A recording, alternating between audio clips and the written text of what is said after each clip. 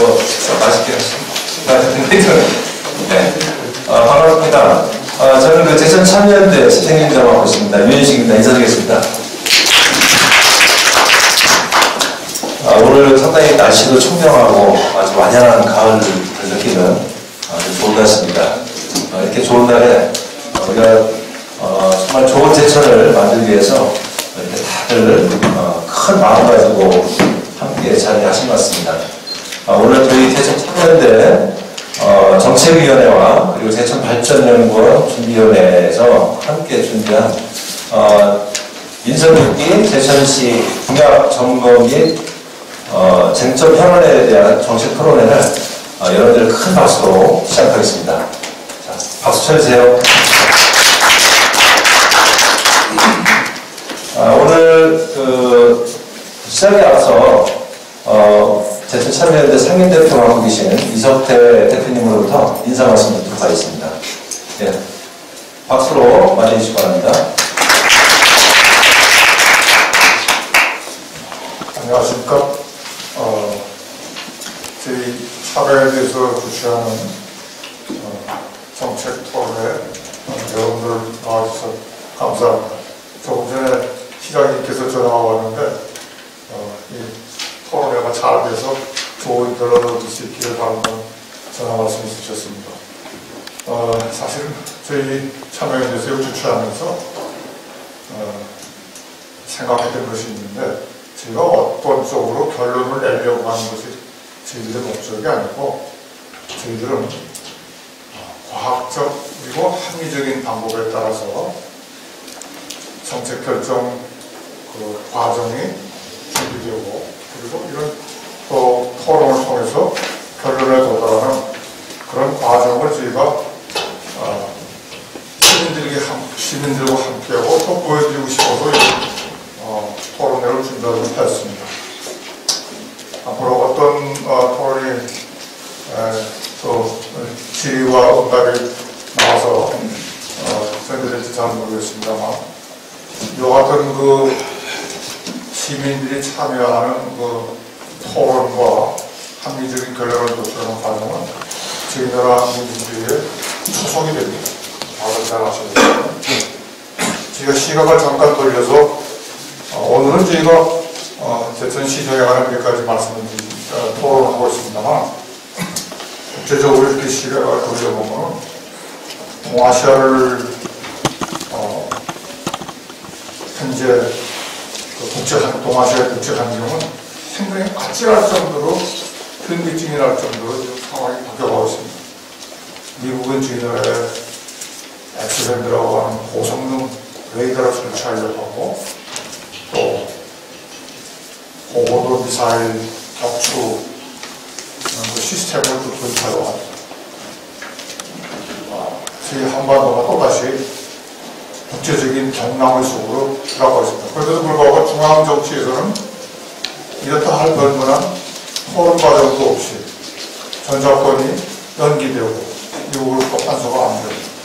이런 국제적인 민감한 문제들이 국회에서도 정치권에서도 토론이 없는 상황이 지속되고 있습니다.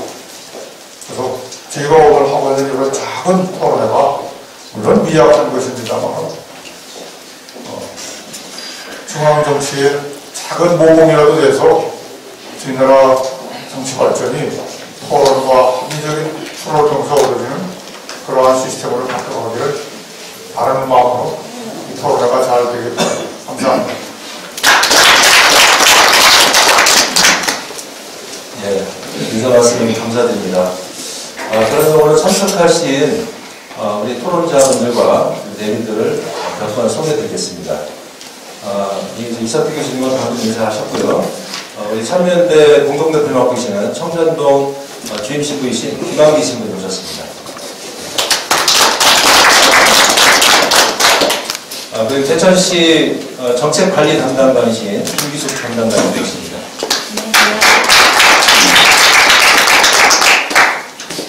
그리고 바쁘신 시정에도 불구하고 우리 시민들에게 여러 가지 많은 정보들을 정확하게 전해주기 위해서 실 과장님께서 선서를 해주셨습니다. 먼저 건축디자인과의 박태규 과장 모셨습니다. 안녕하세요. 건설과의 권영중 과장 모셨습니다. 반갑습니다. 문화예술과의 신영화 과장 모셨습니다. 반갑습니다. 네, 감사드립니다.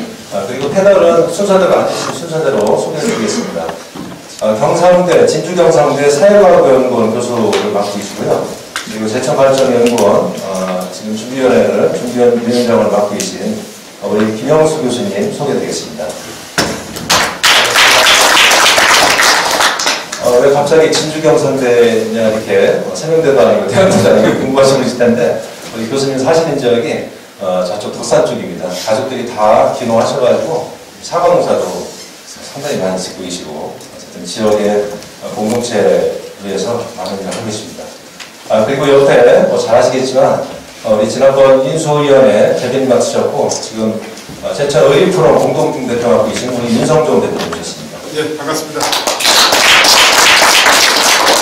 네, 바로 옆에는 제천 차별대 정책위원장 맡고 계시고 그리고 지금 시민 동객으로 아주 왕성한 활동을 벌이고 계시죠. 예전에 백번 토론 때 시민 동객 회장직을 오랫동안 하시고 상당히 많은 그 지역에 대해서 좋은 논설을 해주고 계신 우리 주은철 선생님 소개드리겠습니다. 네, 반갑습니다. 그러면 소개드렸고요. 오늘 그 진행 순서에 대해서 간단히 말씀드리겠습니다. 토론은 아무리 좋아도 시간이 너무 길면 지루합니다. 그래서 최대한 압축적으로 효율적으로 진행을 제가 잘 하겠습니다. 그래서 먼저 김영수 교수님께서 민선6기 제천시 공약 및 인수위원회 그리고 TF팀의 정책적 관계 그리고 시민자치라는 내용으로 기조발제를 20분 정도 해주시겠습니다. 그리고 모두 발언으로 지금 윤성종 대표님과 준철 위원장님이 제천시 공약, 지금 민선 6기 공약에 대한 점검과 그리고 쟁점 현안 사업에 대해서 아주 폭넓게 패널로서 의견을 제시해 주십니다. 시간은 짧게 어쨌든 5분 내외로 좀 해주시기 바랍니다. 그리고 주제별 토론을 들어가기 앞서서 먼저 그 토론 주제에 세 가지가 제시되어 있습니다. 신월동 행복 미니복합타운 조성 사업권부터 우리 건축디자인과의 박태기 과장님이 발제를 해주시겠습니다. 그러면 그 발제의 내용을 가지고 여기 있는 패널들께서 폭넓게 의견들을 제시해 주시고 우리 과장님들은 뭐 주무 업무 외에도 보충 설명하실 거 있으시면 충분하게 시정에 대해서 더 말씀을 보충해 주셔도 상관없겠습니다.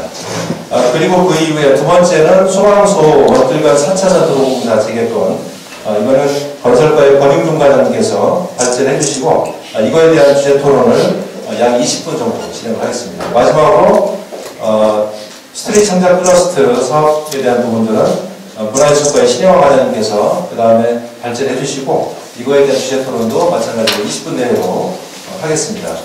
이 주제 토론이 진행이 되고 난 다음에 맨 마지막으로 종합 토론을 20분 안에 마치는 걸로 하겠습니다. 그래서 시간은 최대한 2시간 내로 진행을 하도록 하겠습니다. 그러면 바로 시작하겠습니다. 우선은 그 김영수 교수님께서 기초발제를 준비해 주시고요. 우리 유성근 대표님과 조은철 회장님은 여기 지금 PPT가 좀 자리를 이쪽으로 좀 잠깐 이동해 주시고 의자는 이쪽으로 오겠습니다. 보이시면 이따가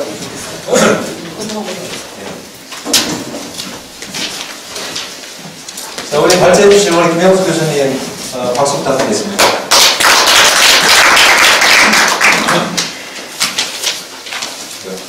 인사드리겠습니다. 주 회장님 말씀대로 저희 진주에 있는 경상대학교에서 일하고 있는 제가 대통령 시정에 대해서 이렇게 발제를 하게 됐는데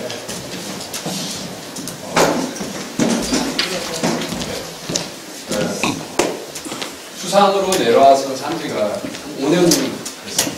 5년 정도 제천 시민이라고 생각하고 살아왔습니다. 이번 발제를 준비를 하면서요, 고민이 하나 있었어요. 뭐냐면,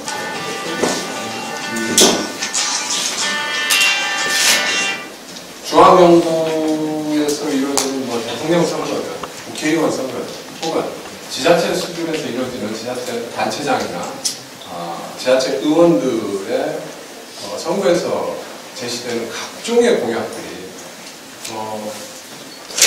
많은 경우에는 밀공짜 공약으로 되기도 했었고요. 아니면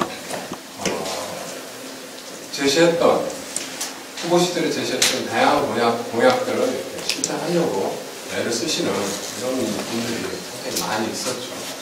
그런데 지자체 수준에서 정말 그 풀뿌리 민주주의가 실현될 수 있는 기반이 뭘까라고 고민을 했을 때 저는 개인적으로 공약과 그 공약을 실천해내는 구체적인 정책 간의 관계, 그리고 그러한 정책들이 시민들의 삶에 어느 정도 정말 시민들에게 행복을 가져다 줄 수 있을까라는 그런 고민에서 발제를 좀 준비를 했고요. 나는 뭐 여러분도 다 아시다시피 어쨌든 제천시 민선 6기 시정의 핵심적인 가치가 저는 제천시청 그 건물에 이렇게 쫙 붙어 있다고 생각을 해요. 시민이 주인되고 시민이 행복한 자연치유도시 제천. 거기서 저한테 다가온 게 바로 행복이라는 큰 단어였습니다. 여러분들도 다 지금 이 자리에 와 계셔서 행복하신지 어쩌신지 모르겠어요. 그래서 넘겨주시면 다음 이건 목차고요. 네. 제가 이렇게 이 발제를 하게 된 중요한 어쨌든 그 문제의식은 정말 그 제천시 민선 6기 후보자의 그런 공약이 시정이 어떻게 반영이 되고 있는가, 혹은 지자체에서는 참 보기 드문 경우지만은 민선 6기의 시장직 인수위원회가 가동이 됐고 그 인수위원회 보고서가 제출이 됐는데, 그렇다면 그런 그 인수위원회와 그리고 인수위원회 및 시정을 결정하는 과정에서 상당한 역할을 하고 있는 TF팀, 소위 말하는 정책, 평가 혹은 정책 무슨 위원회겠죠. 그런 그 위원회가 어떻게 좀 뒷받침을 하고 있는가. 그 다음에 우리가 많은 사람들이 풀뿌리 민주주의도 얘기를 하고 많은 사람들은 국민이 주인 혹은 시민이 주인이 된다라고 얘기를 하고 있는데, 말로만 주인이 아니라 실질적으로 시민이 주인되는 시민 자체 패러다임은 실질적으로 없는 것인가, 이런 것들을 고민할 수 있는 한 계기를 여러 우리 제천에 같이 살고 계시는 분들과 함께 얘기를 하고 싶었습니다. 그래서 논의의 배경은 이러한 목적을 실현하기 위한 논의의 배경을 잠깐 생각을 해봤는데요. 지자체든 혹은 중앙정부든 어쨌든 공공권력은 그 공간에 살아가고 있는 사람들에게 양질의 삶을 제공하는 공공서비스를 필요한 주체라고 생각합니다. 그렇다면 양질의 삶을 실현하기 위한 공공서비스는 구체적인 정책으로 표현이 되는데, 그러한 정책들이 우리들의 삶에 어떻게 투영이 되고 그것이 우리들의 삶을 어떻게 행복하게 할 수 있는가라는 점에 포커스를 좀 맞췄고요. 실질적으로 그렇다면 저는 개인적으로 정말 삶의 질을 강조합니다. 아마 여러분들도 삶의 질에 대해서는 남녀노소 불문하고 강조하고도 나누고 있을 겁니다. 행복을 얘기할 때 삶의 질을 이야기하지 않는 사람은 아무도 없을 겁니다. 그래서 저는 개인적으로 삶의 질이라고 하는 것은 생활 경제에 여유가 있는 삶, 그 다음에 생활 시간에 여유가 있는 삶, 그 다음에 세 번째 생활 문화에 여유가 있는 삶이라고 생각합니다. 민선 6기가 우리들에게 행복을 가져다 줄 수 있는 것, 우리들의 삶의 질을 보양시킬 수 있는 기본적인 가치와 철학은 바로 생활 경제의 여유와 생활 시간의 여유, 생활 문화의 그런 여유를 보장할 수 있는 그런 정책들이 실현되기를 바라는 마음에서 실질적으로 소위 세 가지 여유가 있는 그런 정책이 시민 자체와 결합될 수 있는 이런 그 패러다임을 고민을 했던 것입니다. 자, 그래서 먼저 저는 공약과 인수위원회 관계를 한번 살펴봤습니다. 실제로 공약이라고 하는 것은 여러분들이 뭐 굳이 설명할 필요도 없이 후보자나 혹은 후보자가 소속된 정당이 각종 선거에서 유권자들로부터 동의를 얻기 위해서 제시하는 정책적 비전과 희망이라고 생각합니다. 그렇다면 이러한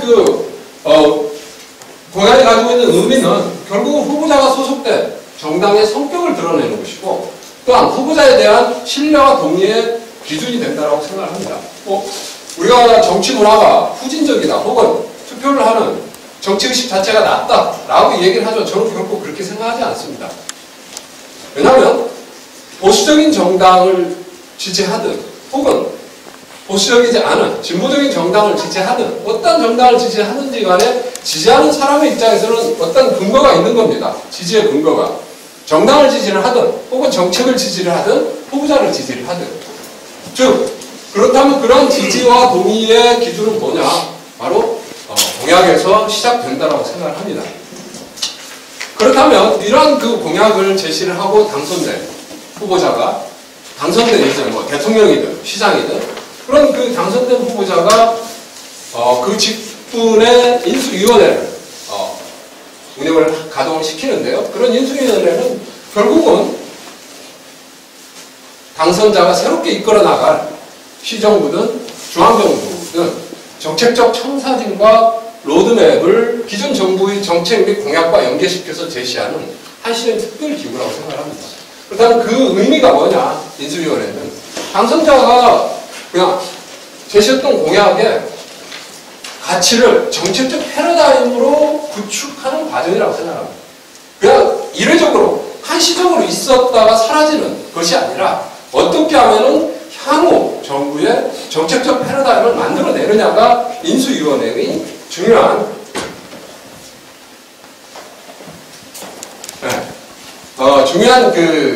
역할과 기능이었다고 생각을 하고요. 두 번째로는 당선자에 대한 유권자들의 신뢰와 동의를 정책적 패러다임으로 만들어내는 것이죠. 정책적 패러다임이 그냥 나오는 게 아니라 저는 바로 후보자뿐만이 아니라 인수위원회에 참여하고 계시는 다양한 많은 사람들이 향후 정부의 정책적 가치와 철학을 실질적으로 반영하는 패러다임을 구축하는 거다. 그 다음에 세 번째로는 당선자의 정치적 리더십을 정책에 투영시키기 위한 패러다임을 구축하는 과정입니다.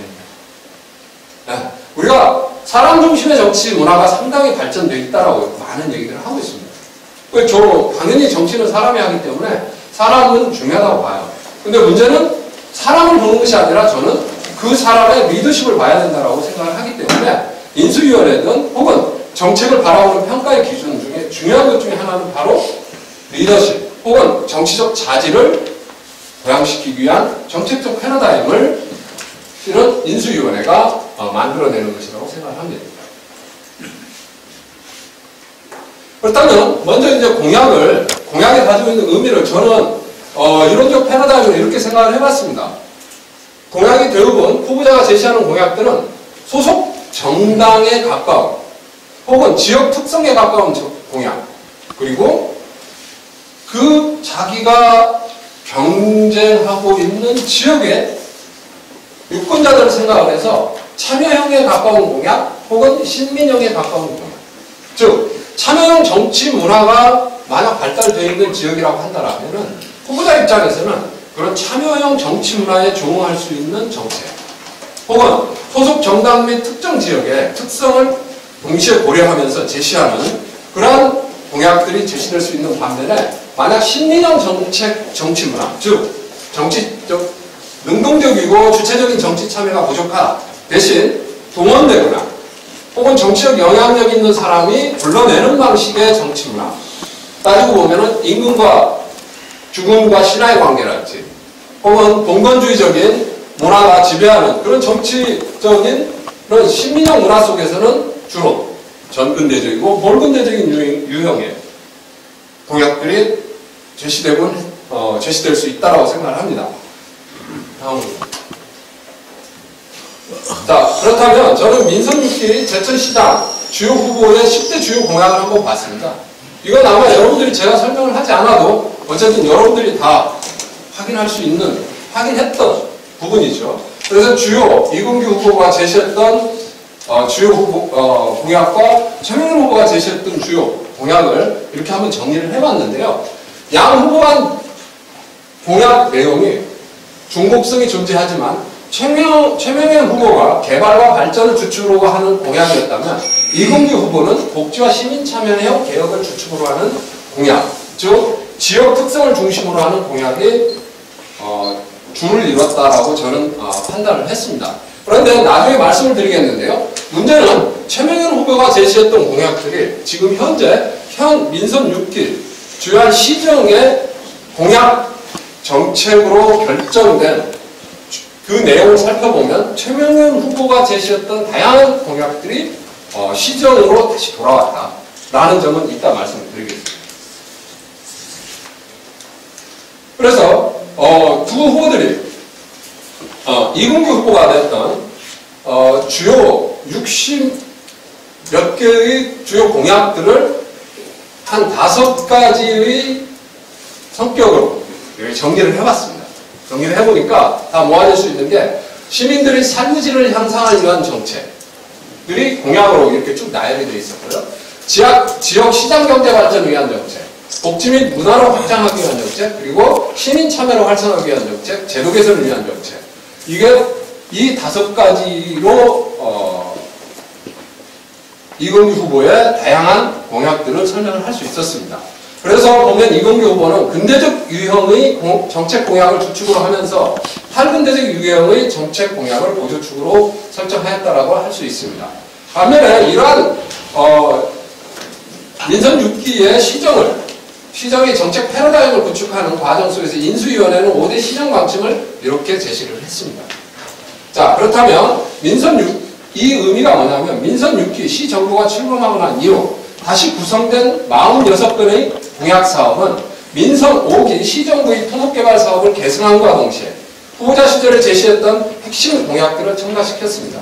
인수위원회가 제시했던 민선 5기의 정책들에 대한 재검토 의미가 대폭 축소되었다라고 판단할 수 있습니다. 또한 인수위원회의 보고서에 따르면 63번부터 8가지, 75번까지인가요? 74번까지인가? 인수위원회에서 건의했던 공약들이 있습니다. 공약들이 있는데요.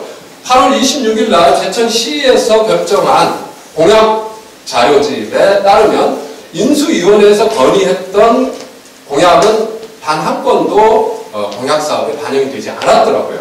제가 확인을 해보니까. 즉, 인수위원회에서 건의했던 공약 사업은 민선 6기 시정의 공약 사업으로 반영되지 않았다. 반면에 최명현 후보가 제시했던 다양한 공약 및 민선 5기 시절부터 있었던 다양한 토목 개발 중심의 다양한 사업들이 새롭게 들어와서 새로운 민선 6기의 공약 사업으로 정리됐다라는 점을 말씀을 드리겠습니다. 자, 저는 그러고 다음으로는 정책적 TF팀의 위상과 역할을 좀 고민을 해봤습니다. 결국은 정책적 TF팀이라고 하는 건 기본적으로 전문성을 갖춰야 되고 대표성을 갖춰야 되고 독립성을 갖춰야 된다고 저는 생각을 합니다. 자, 그렇다면 민선 5기 혹은 현재 민선 6기의 정책적 TF팀들이 후보가 제시했던 혹은 인수위원회에서 다양하게 재검토를 요구했던 또한 오늘 현안 사업으로 쟁점이 돼서 토론 의제로 올라왔던 건들이 재검토가 아닌 실시로 결정을 했습니다. 자, 저는 정책적 TF팀의 결정 자체를 문제 삼고자 하는 것이 아니라요. 자, TF팀이라고 한다면 최소한 전문성과 또한 정말 대표성을 담보할 수 있는 것입니다. 아울러 독립적인 결정 과정에서 이 세 가지의 상호 융합적인 관계 속에서 인수위원회의 TF팀의 다양한 형식과 내용들이 결정될 수 있다고 생각합니다. 예를 들어서 A라고 하는 지점으로 놓고 본다면 TF팀의 역할과 위상이 상당히 축소된 경우라고 할 수 있겠죠. 전문성도 약하고 독립성도 약하고 대표성도 약하고. 반면에 이 화살표 방향대로 모든 지점들이 만약 확장되어 나가, 예를 들어서 마지막에 있는 삼각형의 융합적 관계 속에서 본다라면은 정책적 TF팀의 위상과 역할이 전문성도 확보되고 독립성도 확보되고 대표성도 확보되는 이러한 역할과 위상을 가질 수 있다고 생각합니다. 그렇다면 정책적인 정책 TF팀의 형식과 내용에 따라서 특히 선출 방식의 문제, 운영 방식의 문제, 정책적인 구속력의 정도 등 그러한 위상과 역할이 바로 A 지점에서 무한대 방향으로 나갈 수 있다라는 점을 말씀을 드리고요. 반면에 각종의 정책위원회, 정책 TF팀이 시정부든 중앙정부든 정책 결정의 정당화를 위한 정치 권력기구, 즉 정책의 전문적 판단 혹은 독립적 판단, 대표적 판단이 아닌 오히려 정책 결정을 정당화하는 역할을 담당하는 기구로 존재한다면 그것은 본래의 의도와는 모순되는 것이 아니냐. 그래서 저는 가능하면 이런 정책위원회는 TF팀은 정치 국가권력기구에서 시민국민권력기구로 전환돼야만 하고 현대 민주주의 사회에서는 전환되는 양상으로 나타나고 있다는 점을 말씀을 드리겠고요. 그 다음에 또한 그렇게 전환되어야만이 정치 국가권력기구의 정책적 독과점 현상, 독과점화를 대체하는 기능과 역할을 담당할 수 있다라는 점을 말씀을 드리겠습니다. 자, 그렇다면 정책 결정 과정과 인수위원회 관계를 보고자 하는데요. 인수위원회에서 민선 5기 시절에 있었던 TF팀에 대해서 이렇게 평가를 했습니다. 뭐냐면 각종 위원회가 형식적이고 통과 의례식으로 운영이 됐다. 그 다음에 위원회에 시민 대표성과 분야의 전문성이 부족한 인사가 다수다. 운영의 독립성이 상당히 제한적이다. 시의 정책을 정당화하는 기구인 경우가 다수 존재한다. 이건 인수위원회에서 기존 민선 5기 정책 TF팀에 대한 평가입니다. 그러면서 제시했던 대안이 뭐였냐? 유사위원회 및 중복위원회를 통합 운영하자. 시민위원들을 공개 모집하자. 전문가와 일반 시민위원회 구성을 확대하자. 각종 위원회의 운영 실정 및 회의록을 공개하자라고 제안을 했었습니다. 자, 그런 상태에서 이번 현안 쟁점 3가지에 대한 평가가 인수위원회의 평가와 또한 TF팀의 평가가 상반되기도 하고요. 조응되는 지점도 있겠지만은 최종 결정은 상반되는 경향성이 나타나고 있다는 겁니다. 그래서 인수위원회가 기존의 TF팀에 대한 비판적 평가를 했듯이 민선 6기는 정책적 TF팀의 구성원들을 그냥 사람을 바꾸는 차원을 넘어서가지고 사람을 교체하는 차원을 넘어서서 인수위원회의 제안에 적응하는 전면적인 조치와 함께 TF팀의 역할과 기능을 재정립할 필요가 있다라는 점을 말씀드리겠습니다. 자, 제가 그렇다면 TF팀의 개인적인 평가를 개인적으로 분석을 해보려고 정책위원장님을 통해서 TF팀의 회의 자료를 요청을 했었는데 제가 확보한 게 미니 복합타운 사업에 대한 회의 자료만 제가 개인적으로 입수를 했기 때문에 여기에 대한 개인적인 분석과 평가를 말씀을 드리겠습니다. 어쨌든 미니 복합타운에 대해서 인수위원회에서는 이러한 이유들을 들어서 전면적인 재검토로 말씀을 하셨었습니다. 재정의 건전성 악화, 그 다음에 수요 요구를 반영하는 차원의 신중한 추진, 입지 적정성에 대한 재검토, 복합타운과 대기업 유치를 위한 특화단지를 연계시키는 융합단지 추진 방식이 좋겠다라는 인수위원회의 평가였습니다. 그런데 민선 6기 TF팀 운영회의에서는 수요가 창출될 것이라는 미래 예측이 상당했고요. 그 다음에 수익을 창출할 것이라는 미래 예측이 또한 존재했습니다. 그리고 세 번째, 사업비를 조달하고 상환할 것이라는 미래 예측. 자, 이러한 3가지 근거가 줄을 이루면서 TF팀에서는 미니복합타운 사업을 실시를 결정을 했습니다. 자, 그렇다면 개인적으로 분석을 해본 부분을 말씀을 드리면 기의 정책적 TF팀에 대한 인수위원회의 제안을 수용하여 재검토 운영회의를 개최를 했지만 운영회의의 주도적인 주체는 시정부의 국장과 과장 또한 회의에 참여한 위원들도 사업의 추진을 전제로 논의했다라는 점입니다. 그 다음에 재정의 조달 방법에 대해서는 시정부의 국장과 과장 중심의 설명이 주를 이룬 반면 시민위원들은 그 설명을 수용하는 차원의 논의가 전개됐었다라는 점이고요. 그 다음에 예상되는 수요, 수익, 사업비 조달 및 상환 등에 대한 세밀한 논의는 회의에서 상당히 부족했었다라고 개인적으로 평가를 했습니다. 이 회의 자료를 근거로 말씀을 드리는 겁니다. 자, 그렇다면 민선 6기 시정의 정책적 가치와 시민자치, 즉 우리가 정말 풀뿌리 민주주의를 고민하는 차원에서의 패러다임들을 좀 고민을 해보는데요. 인수위원회에서는 민선 6기 시정부의 전략적 가치를 이렇게 다양하게 제시를 했습니다. 이건 뭐냐? 이거 다양한 내용 속에 되고 있지만 하나로 모아서 얘기를 한다면 정말 제천 시민이 행복한 삶의 질을 좀 높여보자. 제천 시민이 행복한 삶의 질을 보장해보자 라는 것이 인수위원회에서 제시한 가치라고 생각을 합니다. 자, 그렇다면 시민자치 강화를 위한 전략적 가치가 뭐냐?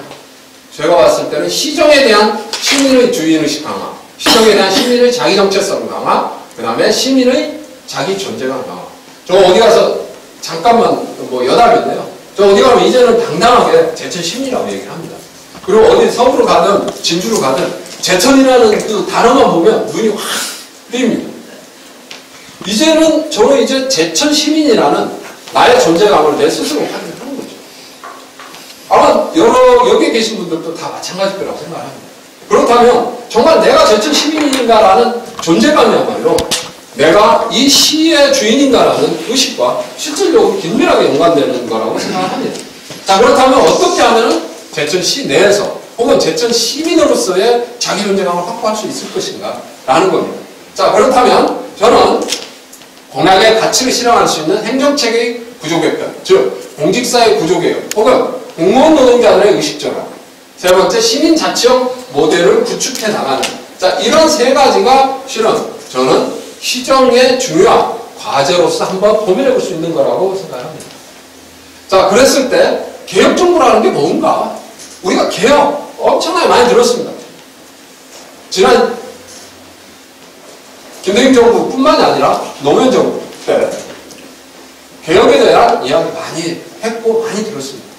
자, 그렇다면 저는 어떠한 정부든 어떠한 지자체든 개혁을 얘기를 할 때는 개혁의 대상과 개혁의 전략과 개혁의 가치가 함께 가야 된다고 생각합니다.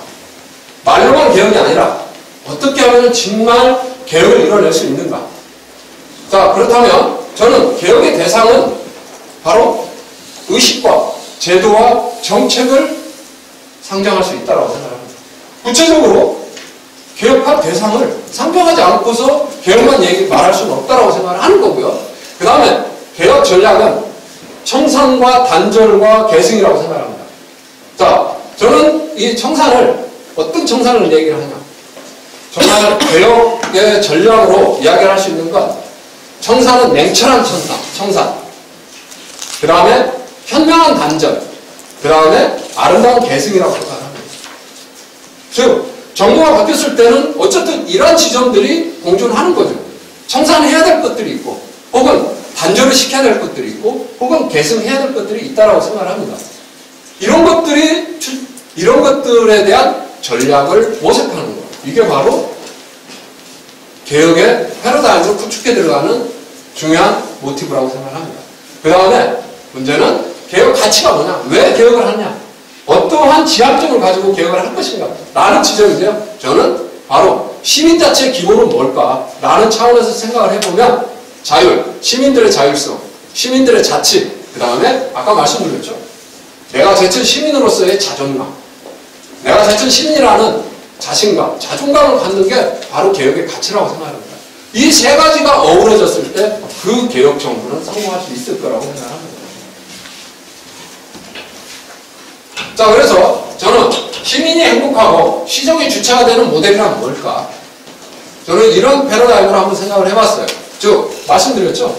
내가 제천 시민이라는 나의 정체성, 나의 존재감을, 혹은 내가 대한민국 국민이라는 나의 정체성과 존재감을 뭐하고 같이 연결시켜서 고민해보냐. 자, 시정, 오늘 시정 얘기하죠. 혹은 중앙정부의 정책을 얘기할 때도 마찬가지입니다. 조직체계, 그 다음에 정책 결정, 정책 집행, 정책에 대한 평가. 이런 것들이 어떠한 틀 속에서 이루어지느냐. 바로 시민들의 참여와 심의, 혹은 시민들의 감시와 평가, 시민들의 인정과 동의. 이런 게 어우러질 수 있는 지자체 모델, 어우러질 수 있는 중앙정부의 모델. 이게 저는 시민자치의 전략적 모델 중에 하나라고 생각을 합니다. 네, 물론 현 시장이 제시했던 핵심 공약의 5대 특성, 즉 시민들의 삶의 질 향상을 위한 정책, 지역 시장 경제 발전을 위한 정책, 복지 및 문화를 확장하기 위한 정책, 시민 참여를 활성화하기 위한 정책, 정책 제도 개선을 위한 정책, 즉 다양한 것들이 존재합니다만은 바로 어떤 차원에서 실현할 것인가라는 그러한 패러다임이 필요하다고 생각합니다. 그 패러다임의 기본이 저는 시민의 참여와 심의, 시민의 감시와 평가, 시민의 인정과 동의. 이게 바로 시민이 행복하고 시정의 주체가 되는 모델이라고 생각합니다. 네, 감사합니다.